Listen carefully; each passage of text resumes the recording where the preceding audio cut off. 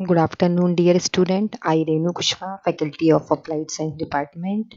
Last lecture में हमने आपको न्यूमेरिकल मेथड्स के बारे में बताया था। उसके अंदर हमने आपको गॉस के बहुत सारे मेथड बताए थे। आज भी हम उसके आगे के बारे में डिस्कस करेंगे, क्योंकि जैसा कि हम आपको पहले ही बता चुके हैं कि न्यूमेरिकल मैथ्स में जब हम कोई भी मेथड्स फाइंड करते हैं या उसको बनाते हैं तो कहीं ना कहीं उसका मेन रीज़न यही रहता है कि कहीं ना कहीं हमारे क्वेश्चंस में से हम अपने एरर को हटा सकें।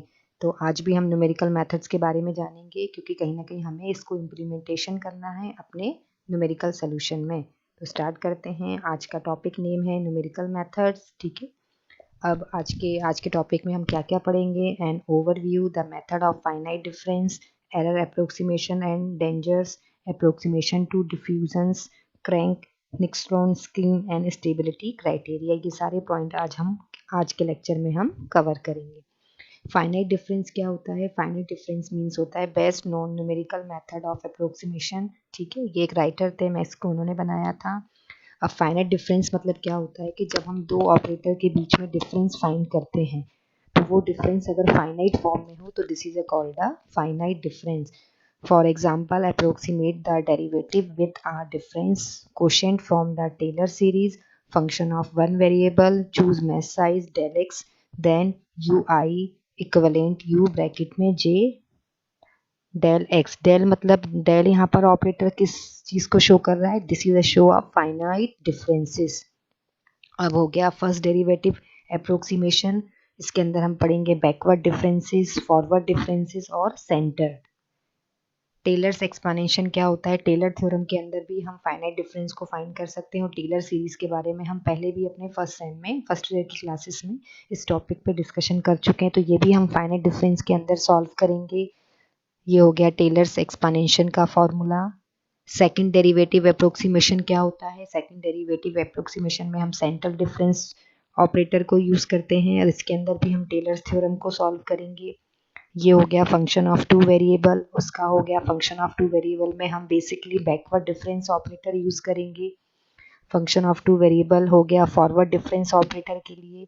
फंक्शन ऑफ टू वेरिएबल हुआ सेंट्रल डिफरेंस ऑपरेटर के लिए।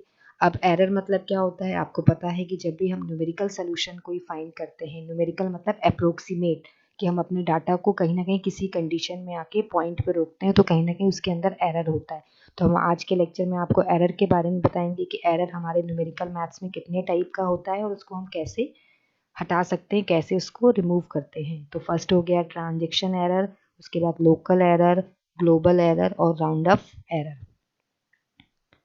The danger of finite difference method, ठीक है, ये एक राइटर थे, उन्होंने इसके बारे में बताया। Example from 8.1।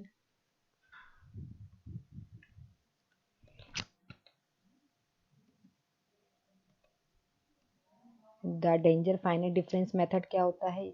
जब हम कोई फाइनाइट डिफरेंस फाइंड करते हैं तो अगर वो कहीं ना कहीं हमारे क्वेश्चन को कुछ ना कुछ प्रॉब्लम में ना डाले या कहीं ना कुछ दिक्कत ना हो, तो उसके लिए हम we are using the dangers finite difference operator. ठीक है, और इसके बाद हमने आपको उससे पहले वाली स्लाइड में भी बताया था कि कहीं ना कहीं हम पढ़ चुके हैं कि हमें forward difference operator, backward difference operator, इस तरीके के ऑपरेटर्स को सॉल्व करना है। तो इन ऑपरेटर्स को बेसिकली बनाने का मेन एम यही है कि हमें कहीं ना कहीं इन सब ऑपरेटर्स की हेल्प लेके अपने न्यूमेरिकल सोल्यूशन के अंदर जो एरर आ रहे हैं उनको हमें कहीं ना कहीं हटाना है। तो हमारा मेन एम यही होना चाहिए।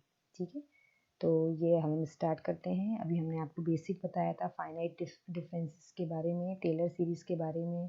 ठीक है, एरर क्या होता है अब हो गया। अब आपका एग्जांपल, सपोज कंसीडर हमने कोई एक वेरिएबल लिया u t is equal to u x x, दूसरा एक फंक्शन लिया यू ब्रैकेट में x comma zero is equal to h x. अब हम इसके अंदर क्या क्या सॉल्व करेंगे? We will use the finite difference method to approximate the solution, forward difference for u t, central difference for USXX, rewrite question in terms of the finite difference approximation।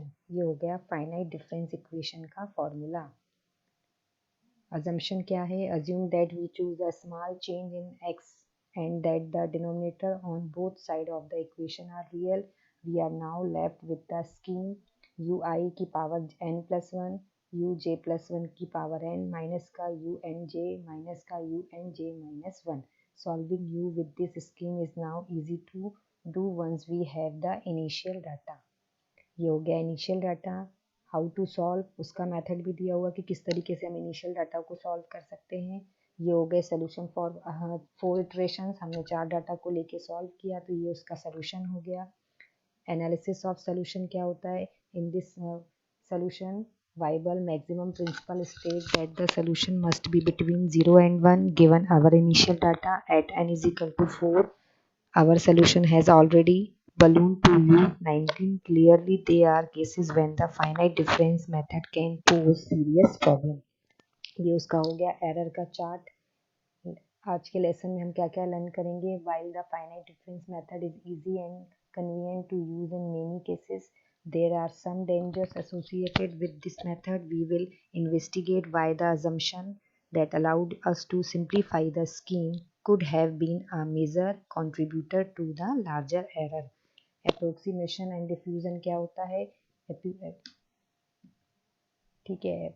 इसका मतलब क्या होता है आपका, अप्रोक्सीमेशन और diffusion का मतलब हुआ कि कहीं ना कहीं आपने क्या अप्रोक्सीमेट किया और उसके बाद आपने उसको किस तरीके से किस मेथड का बना के डिफ्यूज किया। तो ये उसकी क्विक इक्वेशन हो गई अप्रोक्सीमेशन ऑफ डिफ्यूजन की। नेक्स्ट है न्यूमन बाउंड्री कंडीशन भी यूज करते हैं। उसके बाद ये बाउंड्री कंडीशन की इक्वेशन है। उसके बाद क्रैंक निक्सन स्कीम का यूज करते हैं एरर को हटाने के लिए। ये सेंटर सेकंड डिफरेंस का फॉर्मूला हो गया, ये उसकी इक्वेशन है। ठीक है, अब क्या है आपका, अब स्टेबिलिटी सर्टेन क्या होता है आपका। स्टेबिलिटी सर्टेन का मतलब ये होता है कि कहीं ना कहीं हमको जो हमने सॉल्व किया है उसके अंदर हम उस हिसाब से वर्क नहीं कर पाए जितना हमें करना चाहिए था। तो उसके लिए हमने क्या क्राइटेरिया यूज़ किया, क्या हमने उसमें चेंज किया, तो वो भी हम इसके अंदर देखेंगे। तो स्टेबिलिटी क्राइटेरिया क्या होता है, the method of finite differences give an answer but it does not guarantee that his answer is meaningful. Values must be chosen approximate to ensure that the result makes sense and are applicable to real world scenario. This condition that value must satisfied in order to be worthwhile is called the stability criterion. ठीक है, ये example हो गया आपका stability criterion का, उसका example है। ये भी एग्जाम्पल कंटिन्यू उसी को किया। ये नेक्स्ट एग्जाम्पल है, ये नेक्स्ट एग्जाम्पल है, ये भी नेक्स्ट एग्जाम्पल है। ठीक है, तो अप्रोक्सीमेशन ऑफ डिफ्यूजन क्या होता है इसके बारे में हम आपको नेक्स्ट लेक्चर में बताएंगे। आज हमने क्या क्या पढ़ा वो था brief review of methods, wild applicability, importance of stability. ठीक है, तो आज के लेक्चर की समरी ये है। नेक्स्ट लेक्चर में जो हम इसके अप्रोक्सीमेशन ऑफ डिफ्यूजन के बारे में आपको और बताएंगे। आज के लिए इतना ही काफ़ी है। Thank you very much for listening today's lecture. I wish आप लोगों को अच्छे से समझ में आया होगा। नेक्स्ट लेक्चर में इसके बारे में और अच्छे से आपको बताएंगे। आज के लिए इतना ही काफ़ी है। Please take care, stay